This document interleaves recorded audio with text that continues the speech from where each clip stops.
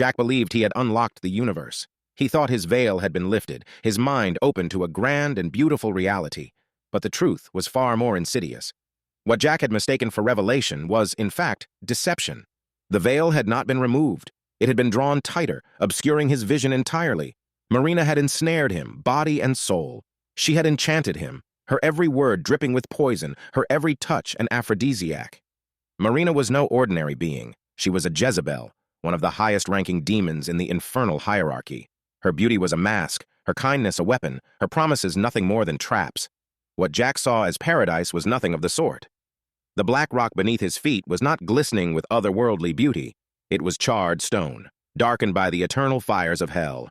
The glowing pools of red that mesmerized him were lakes of fire, consuming everything they touched. The figures he thought were elegant beings, dancing in their extravagant attire, were nothing but damned souls. They weren't dancing, but writhing and convulsing in torment. The hymns Jack had heard, so enchanting in his mind, were not songs of praise.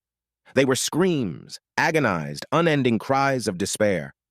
The choir he admired was made up of the tortured, their voices raised not in reverence but in anguish. The tall and lanky ones were demons, the animals that inhabited this world. And yet Jack succumbed. He became what he thought was beautiful, what Marina had promised would fulfill his every desire. He shed his humanity and embraced the form of a demon, his new wings dark as the void, his power seemingly limitless. In his pride, he thought he had transcended, but he had forgotten the truth that even demons understand. Hell is not a home. It is a prison, one from which even the most powerful demons long to escape. Jack had been so blinded by his lust for power, by his curiosity, that he failed to see the trap closing around him. He had turned his back on everything that mattered, on his own children, his family, and the soul God had given him. He had been entrusted with a divine purpose, to do good, to love, to serve. But he abandoned it all. His descent began long before Marina ever found him. It started with his own pride and his thirst for knowledge. Marina was merely the catalyst, the final piece in his undoing.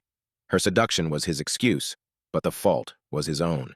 And so Jack became one of them, a demon, not among the tortured, but still trapped in the same endless inferno.